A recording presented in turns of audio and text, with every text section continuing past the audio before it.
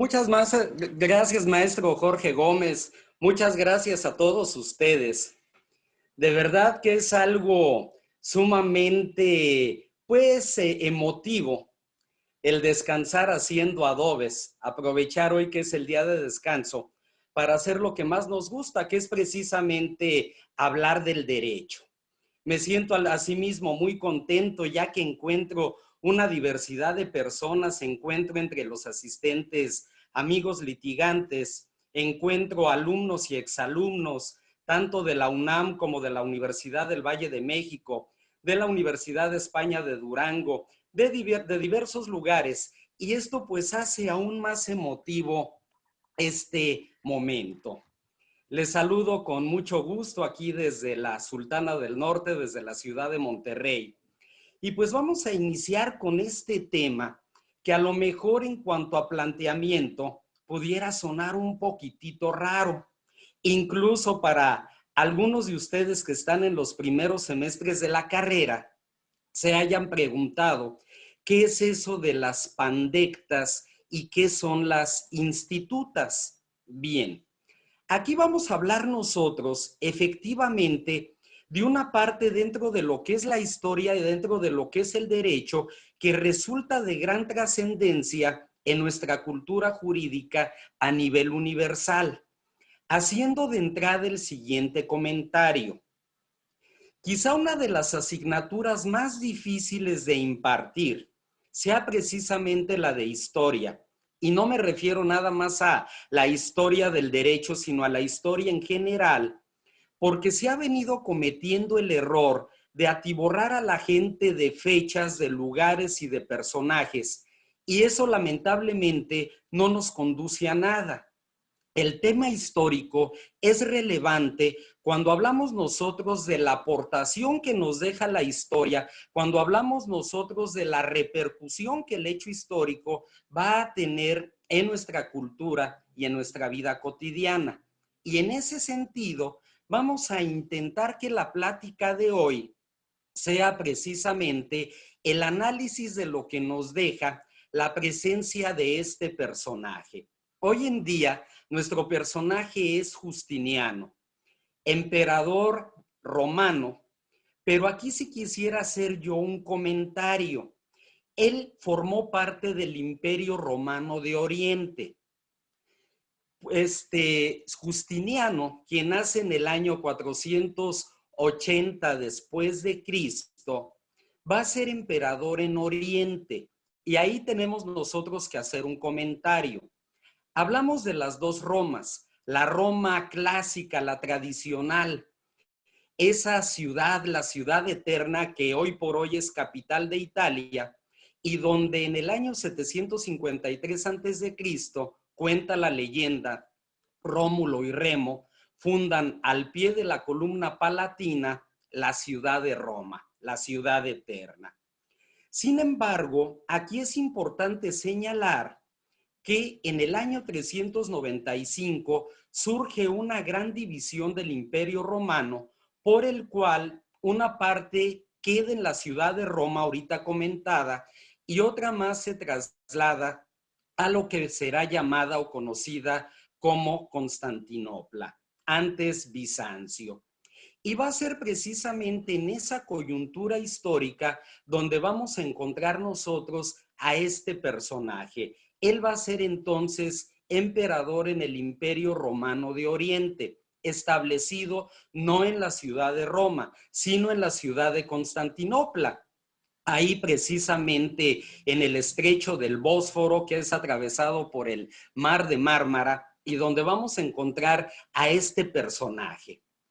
Llamamos a la conferencia de hoy Tomemos un café de Justiniano, tratando aquí sin mayor formalidad, porque esta es una plática de sábado, esta es una plática de amigos, de colegas, de hacer todos estos comentarios de la manera más sencilla posible. No atiborrarnos de fechas ni de personajes, sino saber en concreto cuál va a ser la gran aportación histórica de este personaje. Todos sabemos que la repercusión de Roma es innegable a nivel universal. sobre todo en lo que corresponde al hemisferio occidental. El occidente no sería lo que es sin esa aportación de la cultura romana. Por una parte, esa cultura romana que se desarrolla en una época de monarquía, en una época de república y en una época de imperio, en lo que es su parte europea, en la ciudad de Roma propiamente dicha, y posteriormente ese traslado que se da a esta nueva capital bizantina, a Constantinopla, y que se va a establecer del año 395 al año de 1452, en que los otomanos toman esta ciudad. Bien, ¿qué se presenta en Justiniano y por qué lo destacamos? La conferencia se intitula De Pandectas e Institutas. Consciente de toda esa carga que presenta el tema histórico y jurídico de la antigua Roma, Justiniano lleva a cabo 3 obras que van a ser fundamentales. La primera de ellas, esta compilación que conocemos como el Corpus Juris Civiles, el cuerpo de derecho civil. Por otra parte, lo que va a ser el digesto, que también nosotros conocemos con el nombre de pandecta, digesto, digestum, que es término latino, pandecta, que es término griego, y por otra parte, lo que van a ser las institutas. ¿Qué lleva a cabo Justiniano? Primeramente, en ese Corpus Juris Civilis, es precisamente tratar de recopilar todo ese vestigio, todo ese acervo jurídico que se construye durante las 3 épocas históricas en que se desarrolla la primera parte de la historia romana: monarquía, república, imperio. Y se da precisamente de manera sistematizada en ese cuerpo de derecho civil que se vuelve antecedente de los diversos códigos civiles que en el mundo occidental tenemos hoy en día. ¿En base a qué? Tanto en contenido, pero también en cuanto a sistematización, es decir, la forma en que se organiza, se clasifica, se divide todo lo que va a ser la legislación civil. Bien, ese es un primer punto. Un segundo punto, el digesto o pandectas. Digesto como término latino, pandecta como nombre griego. Y en ambos casos hablamos nosotros también de una recopilación. ¿Qué se va a recopilar aquí? Aquí se van a recopilar datos, sentencias, criterios de interpretación de la ley, criterios de aplicación de la ley que llevaron a cabo en su momento los jurisconsultos romanos. Y aquí tenemos un gran punto a discutir. No nada más es recopilar la ley.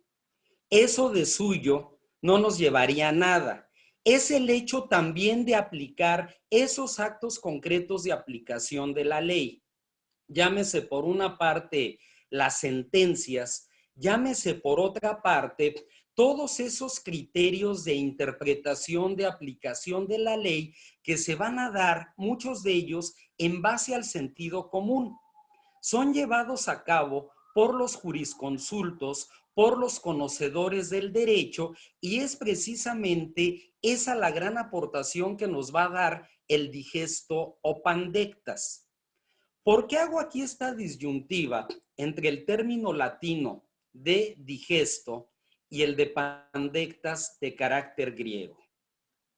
A la caída del Imperio Romano de Occidente en 476 con Rómulo Augustulo, su último emperador, de verdad que ya nada va a ser igual.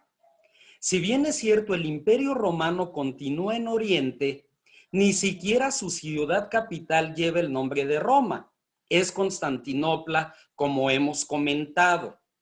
Mucho se trata de conservar de la esencia de lo que fue el Imperio Romano, pero estamos en una zona que de entrada, en el plano geográfico, mucho va a recibir la influencia de Grecia. Entonces, mientras que a nivel latino hablamos de digesto, a nivel griego hablamos de pandecta. Entonces, punto también a destacar. Trata Justiniano con este trabajo entonces de recopilar, de mantener esa estructura jurídica. Lleva entonces aquí también esa aportación personal de él que resulta importantísima, que es el establecer una serie de citas, de comentarios, precisamente de la manera o forma de llevar a cabo esa interpretación y esa aplicación de la ley. Y eso es lo valioso. Como comento, no nada más es compilar leyes como tal, es compilar criterios de interpretación y aplicación de la ley. Y es complementar todavía esa compilación con los comentarios que a manera de citas va a establecer Justiniano precisamente en esta obra del digesto. Entonces, no es esto cualquier cosa. Estamos hablando aquí nosotros de algo que de verdad resulta importante, de algo que resulta trascendente. ¿Por qué lo buscó Justiniano? Vamos a suponer que lo tuviéramos aquí en este momento disfrutando de un rico café y que tuviéramos la posibilidad de preguntarle. La idea de Justiniano fue el poder reunificar, el poder regresar a esa antigüedad clásica, a ese imperio romano en su sentido clásico que tanto aportó al mundo y que lamentablemente se fue desmoronando hasta su caída en el lado occidental. Fue precisamente el mantener esa idea en lo político, pero con el soporte, con el sustento de la ley. Esa fue realmente su idea. Reunificar, consolidar las estructuras jurídicas de tal forma que el imperio romano pudiera propagarse en tiempo y en espacio. De ahí que aunque suene aventurado comentarlo, yo me atrevería a dividir la historia jurídicamente, aclaro, para no incurrir en campos ni políticos, ni religiosos, ni históricos, ni culturales, en antes de Justiniano y en después de Justiniano. Vamos a pedirle de favor al maestro Jorge Gómez si nos pudiera abrir la presentación que se preparó para esta plática y poder ir viendo ya de manera más esquemática todo esto que hemos venido comentando. Bien, ahorita ya nada más se abre esto. Como comentario, si alguien de ustedes desea obtener la presentación, si puede subir al chat su correo. Más tarde les estaremos haciendo llegar esta presentación. Bien, entonces, pues ya comentábamos que el tema es precisamente este de pandectas e institutas. Tomemos un café con Justiniano. Y el primer punto de la plática fue precisamente el poder establecer ese entorno histórico, ¿no? Hablar precisamente de Petrus Abatus Justiniano, quien nace en 482 después de Cristo, en lo que es la zona de los Balcanes, en la península de los Balcanes, en concreto lo que es actualmente el territorio de la República de Serbia. Decíamos nosotros, hacíamos referencia a ese gran sentido de universalidad que significa Roma.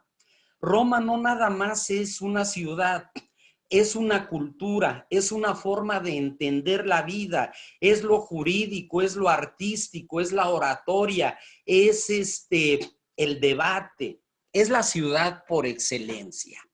Y por eso precisamente hablamos de un sentido de universalidad. Tan universal es Roma que en la parte final de nuestra plática hablaremos precisamente de lo que es esa repercusión, esa trascendencia histórica de la idea romana que vamos a tener todavía hoy en día en diversos campos, entre ellos lo que es precisamente el campo del derecho.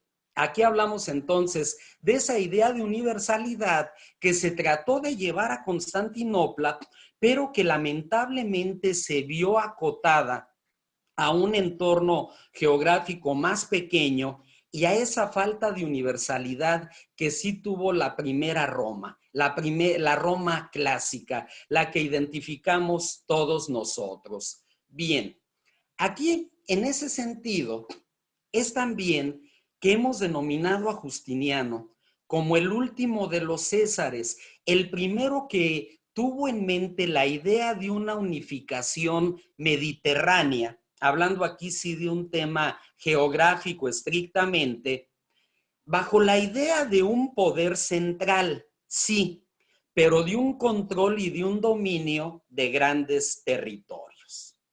Hago un comentario al respecto. El derecho internacional privado parte precisamente del jus gentium, del derecho de gentes, y es precisamente con esa idea del derecho romano, mientras que hablamos nosotros de un derecho citadino, de un derecho de aquellos que viven dentro de la frontera del Imperio Romano, hablamos de un derecho de gentes de donde se concibe ya un primer vestigio del derecho internacional privado. Bien, esas aportaciones jurídicas, comentábamos nosotros, se dan primeramente en el Corpus Juris Civilis, que ya hablábamos que compila constituciones y jurisprudencia, y aquí de un periodo histórico muy concreto, del siglo II al siglo V, del emperador Adriano, todavía emperador en Occidente, a lo que es el emperador Justiniano, precisamente en el siglo VI. Hablando en tiempo, esta exposición la acotamos a ese periodo. He hecho comentarios de partes históricas anteriores, pero acotémonos a este momento. Y decíamos entonces que mientras que en el digesto, que significa compendio, resumen, o pandecta en la lengua griega, se compilan esas sentencias emitidas por los jurisconsultos romanos a través de una serie de formas de citas o jurisprudencia romana. Y otra parte que no comenté y comento en este momento es la idea de las institutas. Es decir, reglas para enseñar, para difundir una cultura jurídica, para llevar a cabo la correcta enseñanza del derecho. Quiero hacer aquí un paréntesis para tratar de entender esta idea. Un día, precisamente impartiendo cátedra, una de las autoridades de la universidad me decía: oye, es que tú como que quieres hacer a tus alumnos litigantes. Vemos que te enfocas mucho en ello. ¿Por qué? Y yo le respondí: maestro, yo no busco ni pretendo hacer de mis alumnos litigantes. Yo lo que pretendo en ellos es hacerlos jurisconsultos, es hacerlos juristas, es hacerlos especialistas en la ciencia del derecho. Y viene entonces el tema de las institutas, cómo enseñar, cómo difundir esta cultura. Comento un escenario actual que a mí se me hace terrible y que hay que trabajar mucho en ello los que estamos dentro del medio jurídico. Día con día, a lo largo y ancho de la República Mexicana, se crean nuevas y nuevas y nuevas escuelas, universidades, algunas de ellas muy chiquitas, donde se imparte la carrera de Derecho. Y se vienen formando por cientos y por miles nuevos colegas, lo cual yo no veo mal. Qué bueno que cada vez haya más colegas. Sin embargo, esas universidades en sus modelos educativos, en lo que es su currículum escolar, verdaderamente tienen en mente llevar al alumno a conocer el derecho en su esencia fundamental y hacer del alumno un conocedor del derecho, un jurista, un jurisconsulto. Ojalá que sea así. Las escuelas que ya existen los que impartimos clases en esas escuelas, debemos de preocuparnos precisamente por llevar a cabo una correcta enseñanza del derecho, inmiscuir al alumno en ese sentir, en esa perspectiva, que se enamore de la ciencia del derecho, que sea un estudioso del derecho, un especialista del derecho, que conozca el porqué de muchas de estas instituciones. Voy a poner un caso. Por ejemplo, en nuestro Código Civil se habla de lo que es la copropiedad y se dice que a nadie se le puede obligar a permanecer en la indivisión. Bien, esto a través del Código de Procedimientos Civiles nos permite llevar a cabo un juicio para dividir la cosa común. Bien, eso es derecho actual. Sin embargo, viene del derecho romano esta máxima fundamental que nos dice: a nadie se le puede obligar a permanecer en la indivisión. Fíjense, estamos hablando de casi 2000 años de la persistencia de un principio jurídico. El que puede lo más, puede lo menos. Otra institución de derecho romano. El que paga mal, paga dos veces. Todo aquel que sea perturbado o despojado en su posesión debe ser ante todo mantenido en esa posesión o restituido en ella. Los famosos interdictos de retener y recuperar la posesión.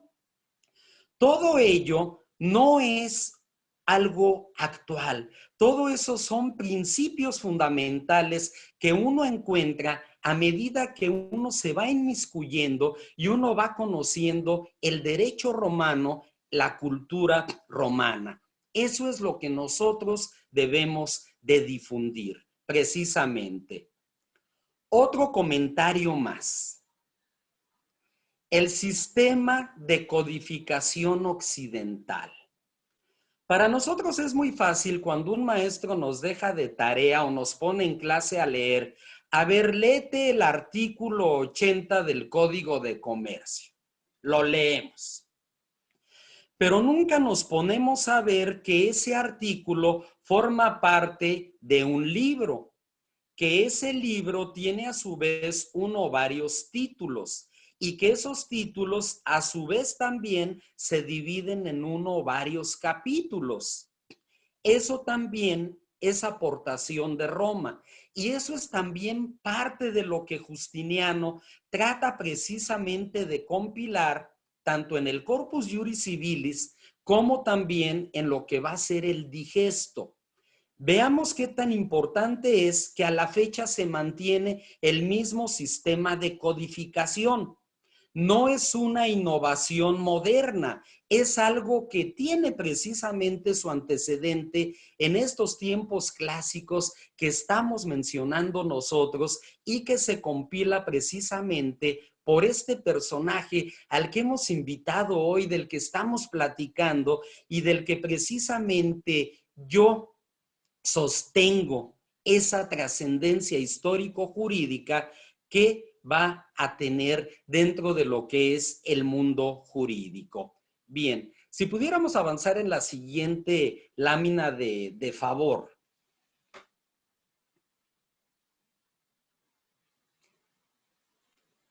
Ahora, ese tema histórico, esa parte, va a tener una gran trascendencia.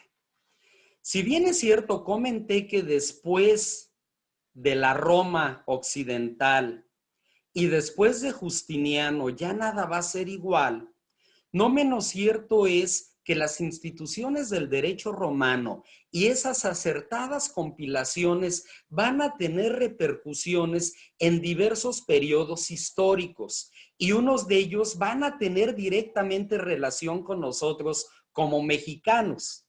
Ahí es a donde quiero llegar.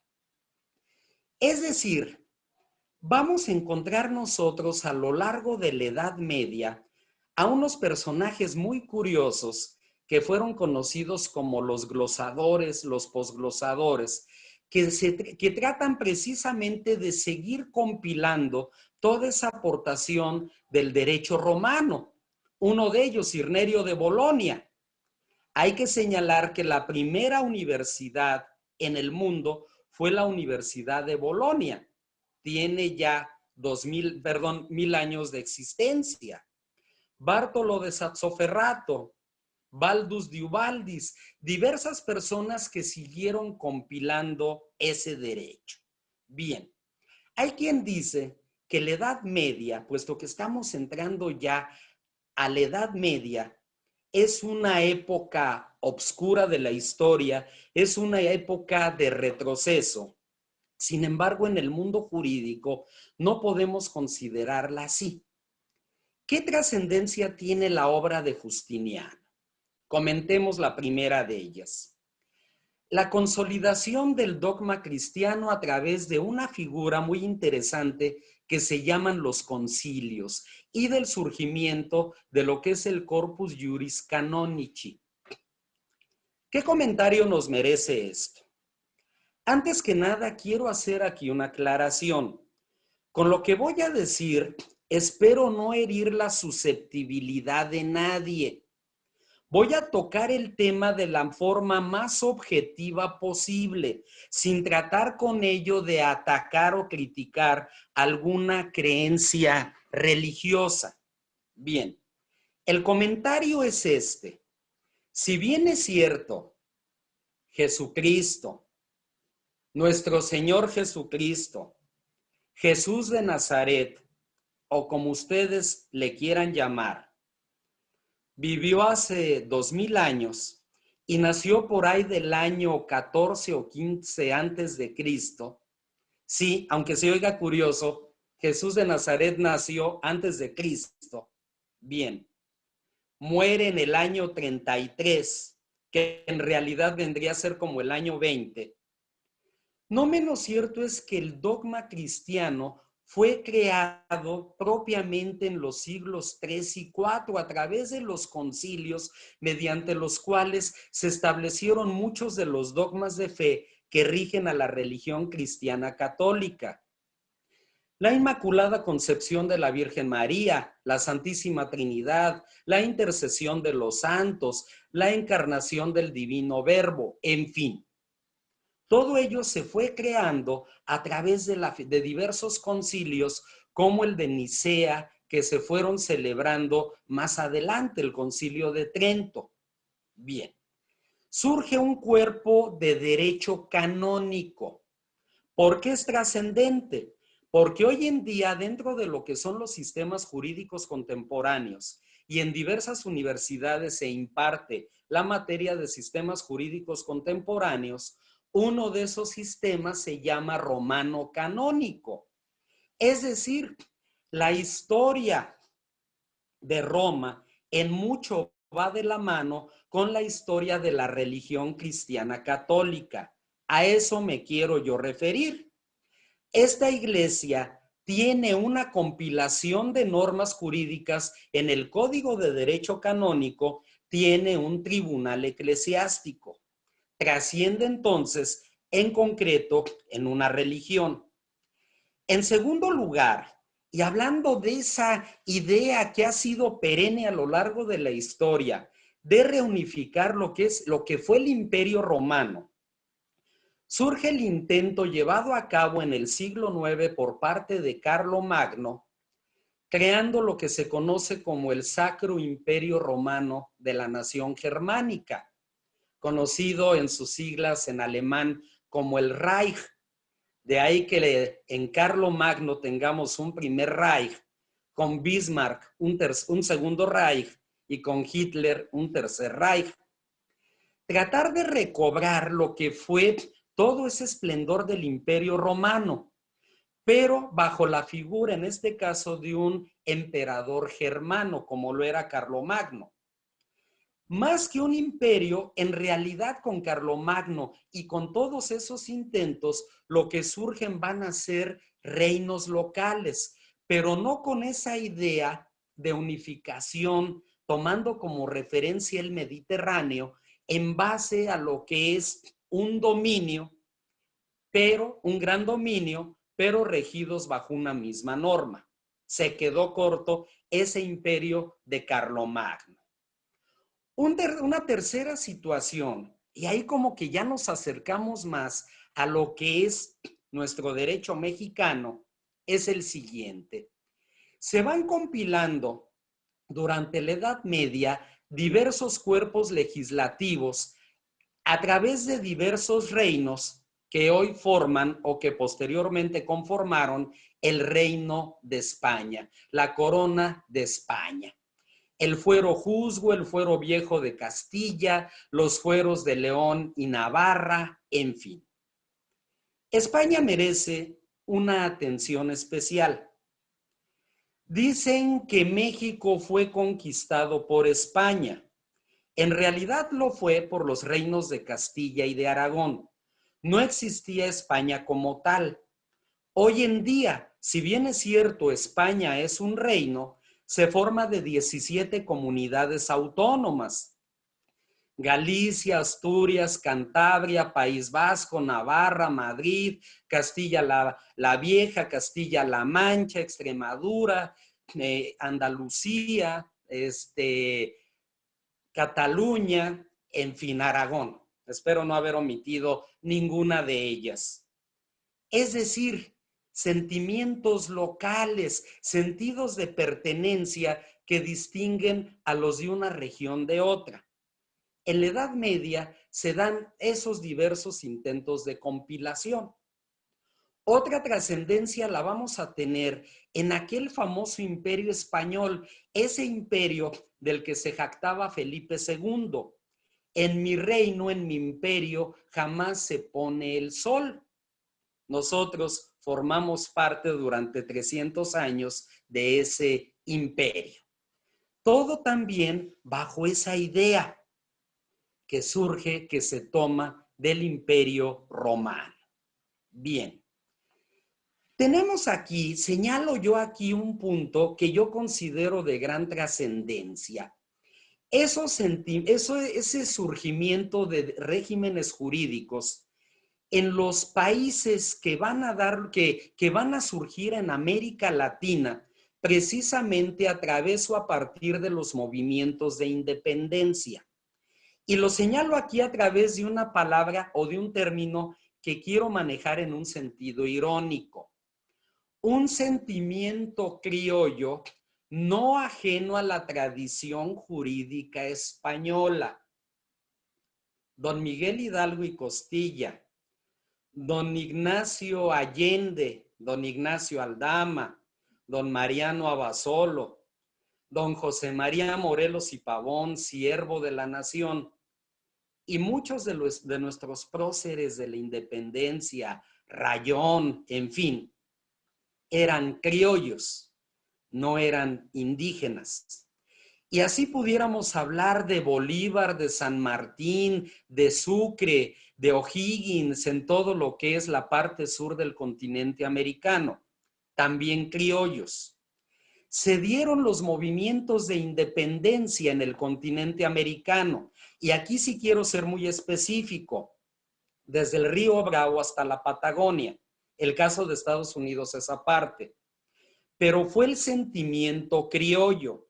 De ahí que la estructura de esas primeras constituciones que fueron surgiendo, en el caso concreto, la Constitución de Apatzingán durante la Guerra de Independencia, la Constitución de 1824, ya como México independiente, tienen una estructura, tienen una forma de codificación exactamente igual a las leyes de España. Y lo mismo vamos a encontrar en esos diversos cuerpos legales que se presentan en diversos países del continente americano, aún en la propia Brasil, que su ascendencia les viene de Portugal, pero que finalmente es lo mismo. Como muestra basta un botón. México como país independiente se siguió rigiendo por muchas leyes españolas. Pongo un ejemplo en materia civil. tuvimos nuestro primer código ya como país independiente en 1870. Es decir, de 1821 a 1870, las normas civiles que se aplicaban en México eran españolas. Veamos entonces aquí cómo esto no es poca cosa. A nosotros el derecho romano nos viene de España. Lo aceptemos o no, estemos de acuerdo o no con la hispanización del continente americano, pero toda esa herencia nos viene de España. Obvio es, hay figuras jurídicas como el ejido, que es de esencia eminentemente mexica, pero en su gran mayoría las instituciones nos vienen de Roma. Y de ahí la importancia de todas estas compilaciones que se dan desde Justiniano y que se han venido presentando en Europa, en España y en el mismo continente americano. España es controvertido. Hay quien está a favor, hay quien está en contra. Quiero yo destacar aquí como un comentario al margen de esto que estamos aquí platicando, el verdadero concepto o lo que es una idea poco comentada y poco difundida de España. Hay una España grande, hay una España que es trascendente a nivel mundial, la España grande. Y me refiero con ello a la España del Cid, a la España de Don Pelayo, a la España de Cervantes, a la España de Don Miguel de Unamuno, a la España de Don José Ortega y Gasset, a la España de Joaquín Rodrigo, la España inmortal, la España que trasciende. Lamentablemente, todo el proceso de conquista y virreinato en lo que hoy es México, conocimos la otra parte de España, la de imposición, la de saqueo, la de explotación. Pero también señalemos esa parte importante de España. Y como consecuencia de ello, pues tenemos que nuestras instituciones jurídicas, en su gran mayoría, tienen una raíz española. El artículo 27 constitucional nos habla de una propiedad originaria de la tierra, de las aguas, de los bosques, de las selvas, en favor de la nación mexicana, la cual reconoce una propiedad derivada en sentido público, privado y social en favor de corporaciones y de particulares, pero conservando siempre el Estado mexicano la propiedad originaria. Ese concepto no es estrictamente mexicano. Cuando Cristóbal Colón, en aquella célebre epopeya del 12 de octubre de 1492, al desembarcar de la Santa María en la isla de Guananí, que él bautiza como San Salvador, clava el estandarte de Castilla y de Aragón y dice: declaro esta tierra en favor de los reyes de Castilla y de Aragón, una propiedad originaria en favor de la corona española, quien a través de las mercedes reales reconoció y otorgó propiedad a favor de los particulares. El constituyente del 24, del 57 y de 1917 en México retoman esa idea de la propiedad originaria, es decir, institución totalmente española. Y señalo un último punto de trascendencia que nosotros hemos estudiado en nuestras clases de Derecho Civil: la creación del Código de Napoleón. Napoleón Bonaparte, el gran corso de Ajacho, ese que usaba un chaleco con mangas, que tenía un caballo blanco y que decía que la estatura de una persona se mide de la cabeza al cielo, crea un gran cuerpo jurídico de leyes a través de este Código Napoleón. Busca también unificar Europa bajo la idea de un imperio, idea que desde luego pues va a ser efímera, porque finalmente Napoleón tuvo su Waterloo, pero lo que trasciende Napoleón en el ámbito jurídico es su famoso código. Por eso lo señalo aquí como ese punto, como ese momento de gran trascendencia. No podemos negar que entre los grandes del mundo está Napoleón, a pesar de lo controvertida que pueda ser su figura. Y tenemos una última lámina que nos va a hablar aquí de diversas enseñanzas. Aquí, como comenté al principio, la historia no es una repetición insulsa de hechos pasados, sino que en el caso particular nos permite conocer las instituciones jurídicas actuales. Esto es importante. Esta semana tuvimos dos pláticas muy interesantes acerca de los juicios orales, misma que concluiremos la siguiente semana. Ya a través de sus correos les vamos a ir haciendo llegar estos distintos cursos que hemos venido impartiendo. Y esta semana hablamos de los juicios orales en el plano mercantil. Hace 15 días lo hicimos en el plano civil. Muchos abogados se aterraron cuando surgieron los juicios orales y dijeron, ¿qué vamos a hacer? ¿Eso cómo se hace? Yo nunca he estado en una sala de juicios orales.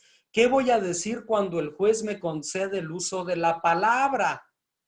Bien, ese sistema acusatorio adversarial que se establece en el plano penal, ese sistema de contradicción que tenemos en el plano civil y mercantil, tampoco es nuevo. También tiene su origen en Roma. Es decir, contradicción adversarial. Yo puedo impugnar las pruebas de quien me acusa. Yo puedo desvirtuar el dicho de esa parte que me demanda, que me señala como responsable de una conducta delictiva. Puedo objetar sus pruebas, puedo atacar sus alegatos. Eso es el sistema adversarial. Eso no es nuevo, eso viene desde Roma. Lamentablemente, la Iglesia Católica y en muchos países donde se basan en el derecho consuetudinario, se establecieron sistemas inquisitoriales donde la gente era culpable mientras no se le demostrara lo contrario. Con el sistema adversarial, con ese sistema de contradicción, se es inocente mientras no se me demuestre lo contrario. Se presenta la contradicción que me permite atacar, defenderme de la acusación que hay en mi contra, desvirtuar las pruebas. Eso es fundamental. Y eso viene en las institutas y en las pandectas de Justiniano. Y eso ha trascendido hoy en día. El sistema de juicios orales no es nuevo. Se está retomando del pasado.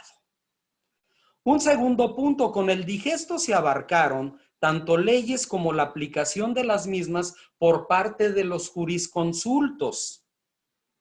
Es la ley y es la forma de aplicación, los sistemas de interpretación. Así como se sistematiza la ley en su creación, cómo se codifica, también hay un sistema de sistematización de jurisprudencia.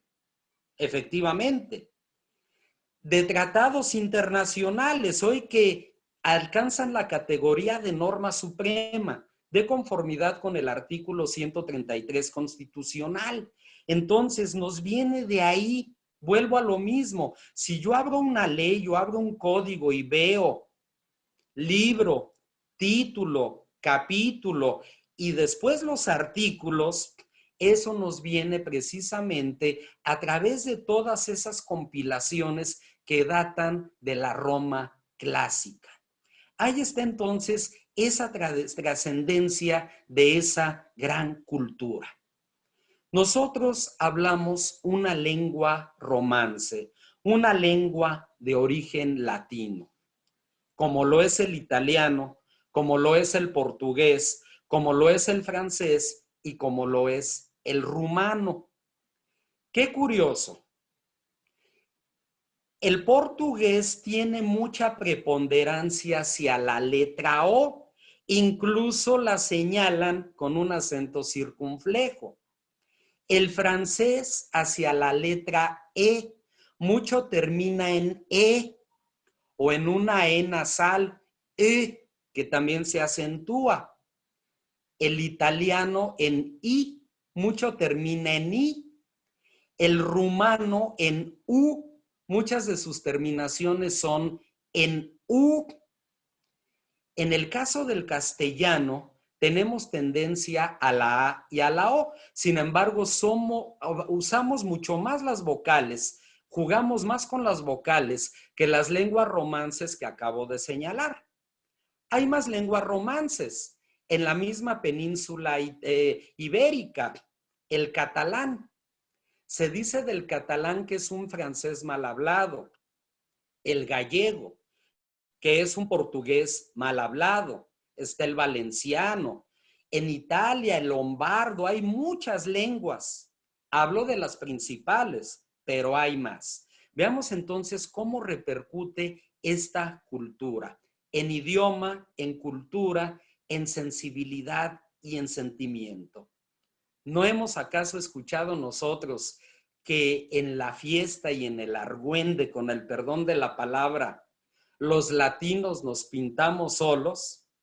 Pues ese es nuestro origen, así somos. Y pongo como tercer punto, asimismo con el digesto se establecieron aquí criterios de interpretación jurídica y el uso de un sentido común en su aplicación. Esto es algo bien importante. ¿Por qué? Sabemos que nuestras demandas son por escrito, aún en aquellos juicios orales. Bien, yo debo de convencer al juez que conozca de mi caso, de mi causa, con los razonamientos jurídicos que voy a emitir en mi demanda, en mi contestación de demanda, en mi ofrecimiento de pruebas, en la forma en que yo desahogue las pruebas en audiencia, en mis alegatos, quizá en mis agravios si me tenga que ir a una apelación, o a mis conceptos de violación si me voy al amparo. Todo esto entonces nos lleva a interpretar y aplicar la ley. Esa función no nada más es del juez, no nada más es de la autoridad. Yo también interpreto, asimilo al plasmar mi argumento en un escrito de demanda o en un alegato en audiencia. Eso es precisamente lo que yo quiero dejar en esta charla, en esta plática, donde tuvimos un invitado de lujo, donde tuvimos nada más y nada menos que al emperador Justiniano, quien nos compartió esa idea que tuvo del mundo en su momento. Aclarando esto, todas las épocas de la historia y en todos los lugares del mundo se atraviesan momentos difíciles, momentos convulsos. El tiempo histórico de Justiniano no fue ajeno a ello, como tampoco son ajenos para nosotros los tiempos difíciles. Hoy, desde el mes de marzo, atravesamos uno de ellos. ¿A qué nos ha llevado?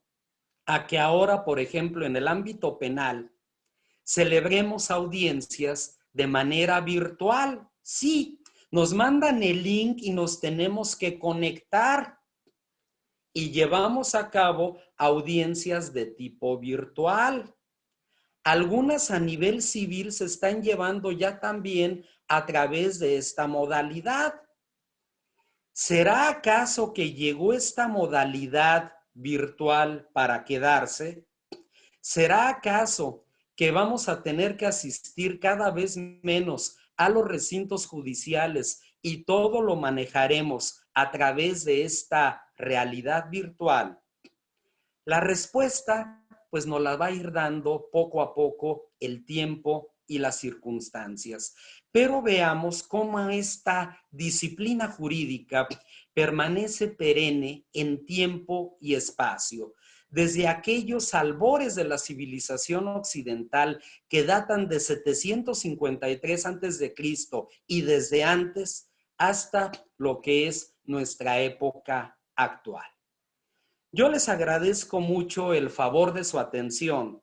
De verdad es un placer poder comentar y compartir todo esto con ustedes y quedo para cualquier duda, para cualquier comentario. Muchas gracias y aquí estoy a sus órdenes. Muchas gracias, maestro. No, qué monumento de conferencia, único en su tipo. Yo ya tenemos rato viendo conferencias en diferentes plataformas digitales y la verdad esta es única, un monumento de conferencia. Muchas gracias, maestro. ¿Alguien tiene una duda o quiere participar también? Tiene el uso de la voz, solo quita el micrófono. Adelante, licenciado Jorge Ramírez, amigo, por favor.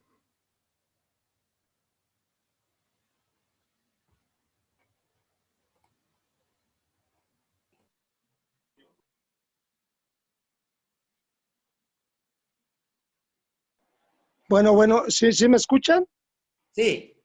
Bueno, maestro, muchas felicitaciones por el excelente conferencia sobre Justiniano. La verdad, al igual que el maestro Jorge Gómez, pues somos muy apasionados del derecho romano. Y la verdad, pues tú ahora sí que fuiste nuestro mentor de la carrera y sobre todo, pues fuiste mi director y me diste la oportunidad de ser docente en la Universidad del Valle de México, Lomas Verdes. Y obviamente a ti me tocó dar la cátedra de Derecho Romano y la verdad yo soy muy apasionado del derecho romano. Y gran verdad, ahora sí que y honor a quien se merece, un jurista con toda la cepa como eres tú. Y realmente, efectivamente, nuestro derecho viene todo lo que tenemos sobre el derecho romano. Todo lo que hemos visto y lo que viene ya se ha dado desde el derecho romano, cómo está constituido también las cámaras, viene del derecho romano, la importante también del Imperio Romano, pues cuando se hicieron fundamental las 12 tablas, que de ahí son ahora sí que donde se dividen las ramas del derecho civil, penal, familiar, todo lo que conocemos, ¿no? De verdad, una excelente conferencia, creo yo, y la verdad es una conferencia o una plática que es una clase que no nos la dan ahora sí que en ninguna universidad te la da, ¿no? De una plática donde te dicen totalmente todo lo que conllevó Justiniano desde el Imperio Romano, de Oriente, de Occidente, desde todo lo que tuvieron que pasar los romanos, ¿no? Cuando eran sometidos por los bárbaros y obviamente pues hasta que se quitaron el yugo de los bárbaros y toda su fundación. La verdad, el derecho romano es el padre de nuestro derecho hoy en día y la verdad, todos recopilamos ahora sí que lo que estamos viviendo y como tú lo acabas de decir, los juicios orales ya se daban desde tiempos remotos, desde romano, desde los imperios. Realmente es una conferencia, la verdad, mis respetos, profe. Ahora sí que pues sigue siendo nuestro pilar, nuestro ángulo medular para seguirnos esforzando aquellos también que somos docentes y que ahora sí que estamos inmersos en estas ponencias. Cada día aprendemos más de ti y la verdad ahora sí que solamente gracias por transmitir los conocimientos y sobre todo que Dios te bendiga, que Dios te dé salud para poder compartir estos conocimientos tan amplios que nos das a cada uno de ustedes. Tú sabes que yo soy, ahora sí que eres, ahora sí que nuestro maestro, nuestro pilar y nuestro sensei. Te agradecemos mucho esta conferencia. Un abrazo, profe. Bendiciones. Gracias, licenciado Jorge, muy amable. Muchas gracias por tus palabras. No, muchas gracias, tocayo. La verdad es, la escuela sanchista vivirá por siempre, como siempre lo hemos manifestado. Para mí fue un honor ya hace muchos años conocer al profesor José Miguel. Yo no lo conocí en la carrera de Derecho, yo lo conocí haciendo mi carrera de licenciatura en Seguridad Pública y de ahí después fui su alumno en la carrera de Derecho, pero es una gran persona, un gran jurisconsulto, como ya muchos lo han felicitado en el chat. Nuevamente también mi felicitación, maestro, porque para mí es un orgullo estar aquí con usted, y no en esta conferencia, sino en todas, desde un principio que iniciamos, y la verdad, gracias. De verdad, gracias, porque esta etapa de que se inició en la pandemia, pues muchos se han ido con un aprendizaje que jamás se les va a olvidar, y van a elaborar bien su trabajo como abogados. Y yo me incluyo, porque también uno siempre aprende cosas nuevas, y siempre vamos a estar aprendiendo. Y hay que estar, como dice bien al inicio de la conferencia, haciendo adobes. Hoy es día de descanso, pero lo mejor que podemos estar es hablar de derecho. Y es la mejor forma de ser mejores abogados. Alguien que tenga que opinar algo también puede decir algo, tiene el uso de la voz, solo quite el micrófono, por favor. O si quiere decirlo por el chat también. ¿Alguna duda, algún comentario? Sí, muchas felicitaciones a usted, maestro, de varios alumnos, digamos, colegas también de la misma universidad, que tuvimos el orgullo de estar en las aulas con usted. No, y es monumento, esta es una conferencia. La verdad, suba su correo electrónico para mandarles el material, y también para mandarles obras digitales en las cuales todo esto es gratuito, y en su correo se la van a hacer llegar. Además de, como bien lo mencionó el maestro, también los promocionales, que son ahorita que tenemos el juicio oral mercantil, también le vamos a mandar los promocionales para que los vean. Esta calidad que ven, súper calidad. Adelante, ¿alguien quitó el micrófono?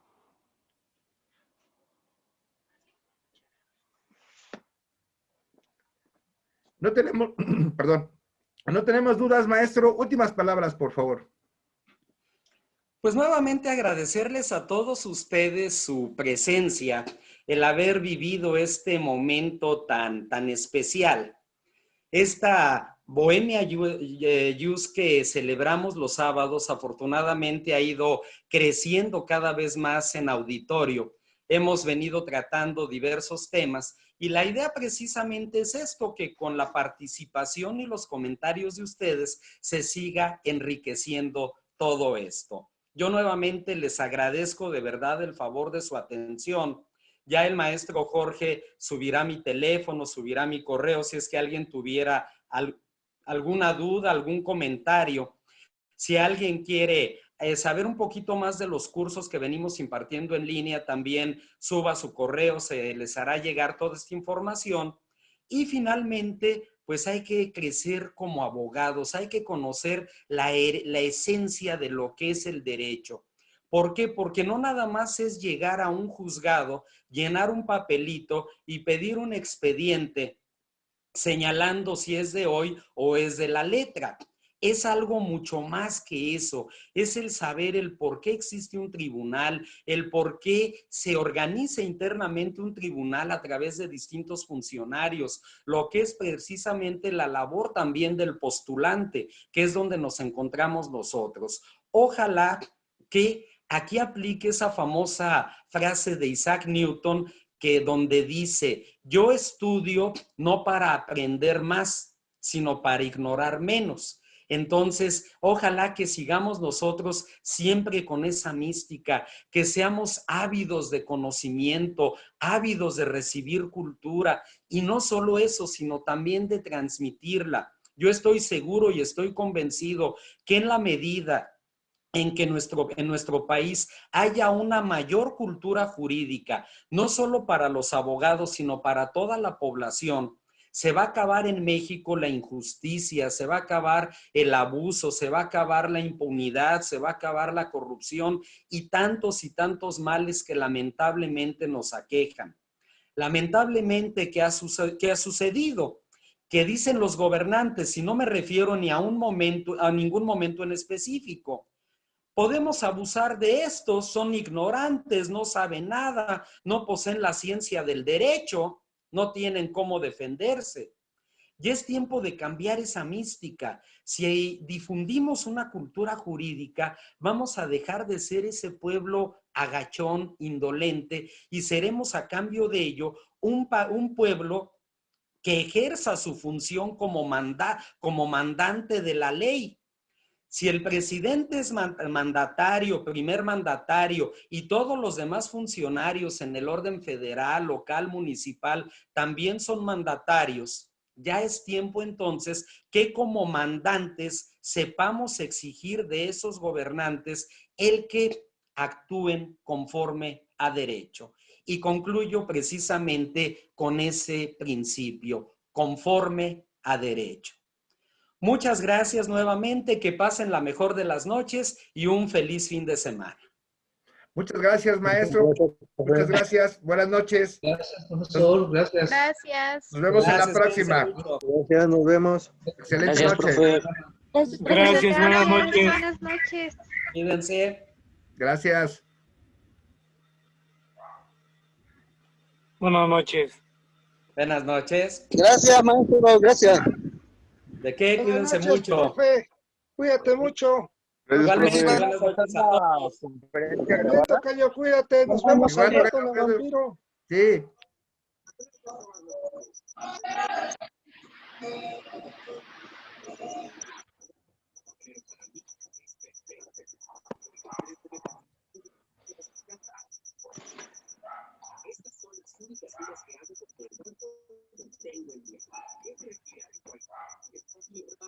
Buenas noches. Doy por terminada la conferencia. Gracias.